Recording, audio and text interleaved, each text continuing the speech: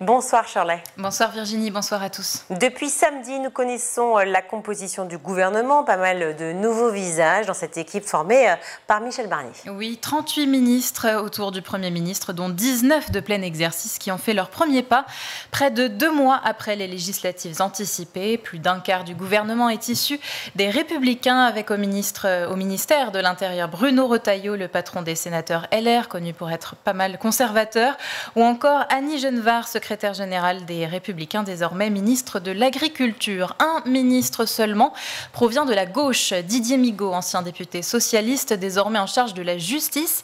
Rachida Dati reste à la culture, Sébastien Lecornu aux armées. Il y a plusieurs macronistes comme Antoine Armand, nommé à l'économie en remplacement de Bruno Le Maire, ou Astrid Panosyan-Bouvet au travail. Globalement, pas mal de nouveaux venus dans ce gouvernement, des nouveaux venus qui parfois n'ont pas spécialement de lien avec le ministère dont ils ont la charge. Et oui, c'est le cas de notre nouvelle ministre de l'Éducation, Anne Genetet, qui jusqu'ici était plutôt considérée comme une spécialiste des questions de défense, une inconnue du grand public. C'est une des surprises de ce nouveau gouvernement. Anne Genetet hérite du portefeuille de l'éducation désigné par le chef de l'État en 2023 comme un domaine réservé.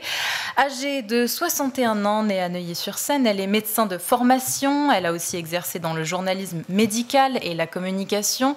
Depuis 2017, elle est députée des Français de l'étranger sous les couleurs du camp présidentiel. Elle est aussi membre de la commission de la défense nationale et des forces armées, mais pas d'expérience connue sur les sujets liés à l'école. Dans son CV, on peut seulement relever qu'elle a vécu quelques années à Singapour, un pays qui fait référence en matière de modèle éducatif. Un choix qui peut donc légitimement étonner dans le monde politique comme dans le monde éducatif. Elisabeth Alain Moreno, secrétaire générale du syndicat SE-UNSA, a réagi sur X. Piloter l'école ne s'improvise pas. Le service public d'éducation a bien déjà trop souffert d'être sous tutelle élyséenne et de rajouter Anne Genetet à l'éduc.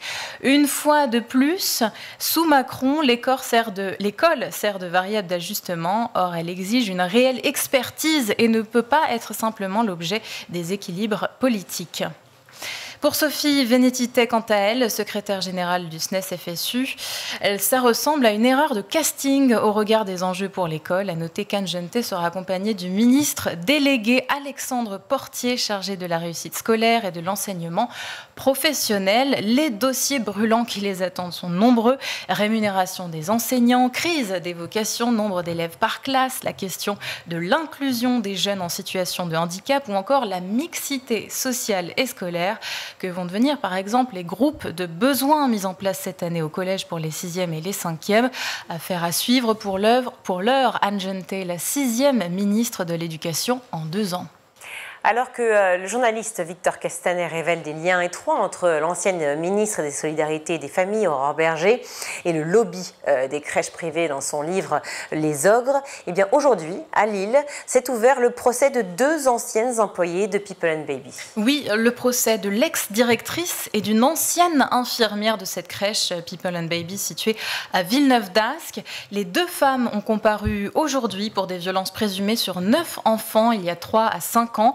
Les premières plaintes remontent à 2021. Griffure à la base du cou, traces laissant penser à une main d'adulte sur le bras et le tronc. Les témoignages des victimes font froid dans le dos. Or, les 2 anciennes salariées de la crèche réfutent ces accusations.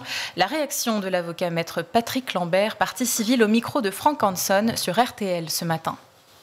Ces familles, en réalité, ce qu'elles espèrent, c'est la vérité. Il y a eu un certain nombre d'événements traumatisants pour ces enfants qui étaient à peine plus âgés que des bébés, et elles attendent que chacun prenne ses responsabilités en réalité.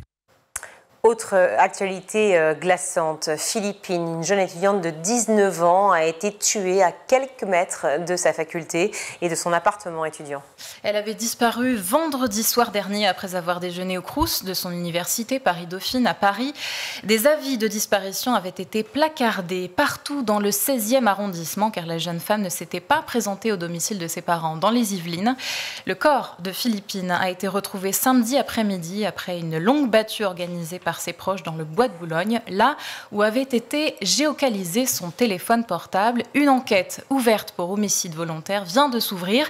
Plus de détails avec Sophie Neumayer, journaliste du service justice de RTL. Dès samedi soir, puis hier, les enquêteurs ont auditionné la famille de Philippine, ses proches, des camarades de l'université Paris-Dauphine où elle étudiait, avec sans doute toujours la même question: qui, à leur connaissance, aurait pu s'en prendre à la jeune femme de 19 ans? Des témoins présents ce week-end au Bois de Boulogne ont également été interrogés. Certains rapportent avoir aperçu un homme grand, le visage dissimulé par un masque chirurgical, et plus intriguant encore, il se dirigeait vers le lac, une pioche à la main. Une piste à exploiter pour les enquêteurs et qui reste pour l'heure à confirmer. Parallèlement, l'autopsie du corps de Philippine a été pratiquée hier.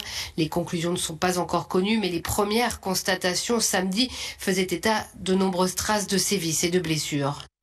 Les policiers sont en train de rechercher un ADN dans l'espoir de retrouver le meurtrier. On termine ce journal avec une info un peu plus légère. Un logiciel pourrait bientôt aider les profs à corriger leurs copies plus rapidement. Son nom, Jingo, quand on sait que les enseignants passent en moyenne 125 heures par an et par classe sur les corrections, ce logiciel pourrait faire beaucoup d'envieux et d'envieuses. Actuellement en phase de test, il a été développé par l'entreprise Compilatio, basée à Annecy. À votre avis, Virginie, qu'est-ce que l'on retrouve dans ce logiciel ? L'intelligence artificielle. Oui, entre autres avec ChatGPT. Jingo permet aux professeurs de générer un examen. Alors avec des questions et des réponses attendues, les professeurs peuvent mettre quelques mots-clés et cela suffit à l'IA pour détecter une bonne réponse. Alors il faut quand même valider et relire les résultats. En revanche, pour l'heure, le logiciel ne traite que des textes dactylographiés, pas encore de copies écrites à la main. Il y a donc encore un peu de chemin à parcourir. Frédéric Agnès, dirigeant de la société à l'origine du logiciel, est néanmoins optimiste. Il était au micro de Manon Derdevet sur France Inter ce matin. En permettant de faire des exercices plus vite, plus facilement corrigés et plus nombreux, en fait, ce que ça peut transformer, c'est pas seulement les corrections, c'est aussi le fait de suivre l'évolution du niveau des élèves tout au long de la période où ils apprennent. La classe est-elle au niveau? Faut-il reprendre un chapitre? Tout est visible en un clin d'œil. Voilà ce que veut dire Frédéric Agnès à propos de son logiciel qui, selon lui, serait déployable dès la rentrée prochaine de l'école primaire à l'université. Merci Shirley.